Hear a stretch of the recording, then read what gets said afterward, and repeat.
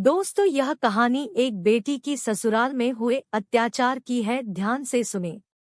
अब वह दिन आया जब शालिनी ने एक प्यारे से बेटे को जन्म दिया। तब सतीश आया था और उसी दिन बेटा पैदा होते ही वापस लौट गया। उसके बाद बहुत फोन करके शालिनी की भाभी ने सतीश को बुलाया। तब सतीश डॉक्टर के छुट्टी देते ही शालिनी को संग ले आया। सबके समझाने पर भी नहीं माना। बोला, तुम्हारे फोन आते रहेंगे, छोड़ कर गया तो इसलिए साथ लेकर जाऊंगा। सतीश शालिनी को लेकर आया थे सही, मगर उसके माता पिता ने शालिनी के सारे सामान को उठाकर बाहर फेंकना शुरू कर दिया। बोलने लगे, इस क्यों लाया वापस, इसको छोड़ कर आ। यह हमारा घर है, यहाँ इसे हम रहने नहीं देंगे। सतीश ने बहुत समझाया कि मैं इसके परिवार बोलों से जीत करके संग लाया हूँ, ऐसे में वापस अभी ही छोड़ आऊं, कुछ दिन रुको, मैं खुद छोड़ आऊंगा इसे हमेशा के लिए। मैं खुद इससे पीछा छुड़ाना चाहता हूँ, मुझे नहीं रखना इससे कोई रिश्ता। यह सब बातें शालिनी सुन रही थी। उसे बहुत दुख हुआ और मन में ठान लिया, बहुत हुआ, आगे झुकते क्या, अकेले मुझे ही गृहस्थी की जरूरत है, सतीश को नहीं है।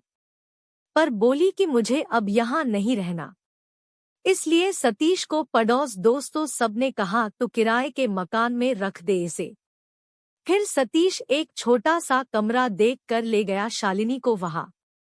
यह सतीश की एक चाल थी, कोई शालिनी से प्यार नहीं था, पर शालिनी हर तरह से समझौता कर लेती थी। उसे तो अपना घर बसाना था, चुपचाप मान गई। अब उस किराए के मकान के पड़ोसी देखते, इतने छोटे बच्चे और अभी तो इसका शरीर भी काम करने लायक नहीं, सासुर ने घर से निकाल दिया। बेचारी शालिनी हिम्मत करके बच्चे को गोद में लेकर खाना बनाती। अभी बेटा मात्र 25 दिन का हुआ था। तब एक दिन सतीश की गर्लफ्रेंड का भाई आया सतीश से मिलने। वह आया क्या, उसे बुलाया गया था सतीश को समझाने की इसे छोड़ आ और सतीश का विवाह वह कहीं और कर देंगे। जब वह सतीश की गर्लफ्रेंड का भाई आया तो सतीश उसे दूर ले गया, जहां से शालिनी को कुछ सुनाई ना पड़े। बहुत बातें हुई दोनों में, पूरी रात निकल गई बातों में उनकी। जब शालिनी चाय नाश्ता देने गई तो शालिनी के कानों में उनकी बातें पड़ी, जिसमें सतीश उससे शालिनी को बहुत बुरी बता रहा था। कह रहा था, बेकार कचरा, गले पड़ गया। अब पीछा छुड़ाने की कोशिश कर रहे हैं, कमीनी पीछा ही नहीं छोड़ रही। इसका बाप बड़ा आदमी है, इसलिए सोच रहे हैं नहीं तो कभी का धक्का मारकर इसे निकाल देता अपने जीवन से। फिर वो दोस्त बोला, इसीलिए तो तेरे मम्मी पापा ने मेरी बहन को फोन किया था कि वो आंख सतीश को समझाए। सतीश उसकी कोई बात नहीं टालता, जो वह कहती है वही करता है।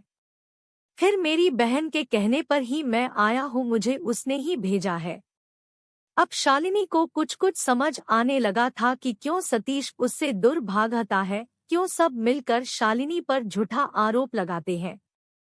पर बेचारी करती तो क्या करती, उसके माता पिता ने यही संस्कार दिए थे कि लड़की मायके से डोली में बैठ कर जाती है और जब उसकी अर्थी उठती है तभी वह ससुराल से विदा होती है।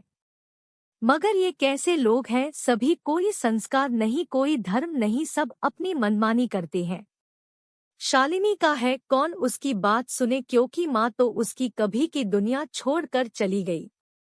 कोई भी औरत अपनी माँ से ही दुख सुख बांट सकती है, दूसरा कौन है तो उसके दुख सुख बांटे। वह कहे भी तो किसे कहे। बेचारी हमेशा चुप रहती। जब सतीश उसे बुरी तरह मारता तो रो लेती। सतीश उसे बहुत बुरी तरह पेश आता, उसके बाल पकड़कर दीवार से उसका सिर भिड़ा देता, जूतों से पिटता, इतना मारता कि कई कई दिनों तक उसके शरीर पर जूतों के निशान बने रहते, नील जम जाती शरीर पर। सब चुपचाप सहने के अलावा क्या करती। सतीश इससे भी नहीं चुकता, उसे बालों से पकड़कर घसीटते हुए गली में ले जाता, घर से बाहर लात मार कर फेंक देता और कहता, निकल जा मेरे घर से। पर शालिनी मार खा कर भी घर नहीं छोड़ती। अपना पत्नी धर्म मर कर भी निभाने के लिए विवश थी। कोई भी नहीं चाहता था कि शालिनी वापस पीहर आ जाए, तलाक हो जाए। इसलिए हर जुर्म सहती, रोती, चिखती, चिल्लाती। कभी आस पड़ोस के लोग छुड़ाने आते तो सतीश उस पर इल्जाम लगाते, पुरुष होता तो कहता यह रंडी इसके साथ नाजायज संबंध रखती है, इसलिए यह तो छुड़ाने आएगा। महिला होती तो कहता इसे तू ही ले जा अपने घर। ऐसी रोज की लड़ाई मारपीट के चलते बच्चे बड़ा होता रहा। बच्चे के मन में भी जहर घोला जाता, तेरी माँ बुरी है, इसके साथ मत रहा कर, नहीं तो तेरा जीवन खराब कर देगी। डायन है, खा जाएगी तुझे। अब बच्चे के मन में भी माँ से घृणा पैदा होने लगी थी। पर विधाता के लेख बेटे को एक असाध्य रोग ने घेर लिया, पिता के बुरे कर्मों को भोगने के लिए। फिर कोई भी उस बच्चे को देखने नहीं आया। संभालना तो बहुत दूर की बात है। माँ तो माँ होती है। माँ अपने लाल के लिए भागती, डॉक्टरों के चक्कर लगाती, दवाई की लाइन में घंटों भूखी प्यासी कड़ी रहती, हर तरह से कोशिश करती कि बच्चा बच जाए। माँ की मेहनत रंग लाई, कुछ भगवान ने उसकी सुनी। फिर वह बच्चा उस असाध्य बीमारी से बाहर आने लगा।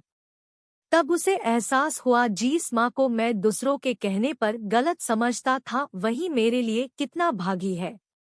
अब वह माँ की दिल से पूजा करने लगा। अब उसे माँ से दूर रहना बहुत बुरा लगने लगा। सतीश की छुपी दास्तान सब धीरे धीरे सबके सामने आने लगी। सबको पता चलने लगा कि सतीश शालिनी को क्यों मारता पिटता था। सतीश ने अपनी गर्लफ्रेंड से रिलेशन बनाए हुए थे, उसकी वजह से वह शालिनी को तंग करता था। आखिर वह दिन आ ही गया जब सतीश की गर्लफ्रेंड ने शादी के लिए मजबूर कर दिया। अब सतीश ने दवाइयों का सहारा लिया शालिनी को मारने के लिए। वह उसके खाने पीने के सामान में चोरी से केमिकल मिलाने लगा। उसका असर शालिनी पर होने लगा। शालिनी पूरा दिन बेहोश रहती, उसे होश ही नहीं रहता क्या समय हो गया। इससे भी शालिनी नहीं मरी तो अब उसने शालिनी को तलाक के लिए तंग करना शुरू कर दिया। घर सामान नहीं लाता, ना ही कोई खर्चा पानी घर पर देता। हार कर शालिनी को तलाक के लिए कदम उठाने पड़े। अब शालिनी और सतीश के रिश्ते की बलि का समय आ गया। जब शालिनी काट में पहुंची, सतीश बहुत खुश था। उसको लगा अब तलाक हो जाएगा तो उसे रोज चोरी चोरी रात बेरात अपनी गर्लफ्रेंड से मिलने नहीं जाना पड़ेगा। अब दोनों शादी के बंधन में बंध जाएंगे। इधर शालिनी भी अब हार चुकी थी, उसकी हिम्मत भी टूट चुकी थी, क्योंकि वह अकेली संघर्ष कर रही थी। उसे लगता था शायद कभी सतीश के मन में उसके लिए प्यार जाग जाएगा, तब वह खुद पछताएगा। मगर यह नहीं जानती थी कि सतीश का प्यार वो नहीं, उसकी गर्लफ्रेंड है। इस कहानी का अंत मुझे समझ नहीं आ रहा। शालिनी का तलाक के बाद जीवन कैसे गुजरेगा, क्या होगा। तलाक तो हो ही गया समझो, पर अंत समझ नहीं आया, इसलिए अभी यह कहानी अंतहीन है।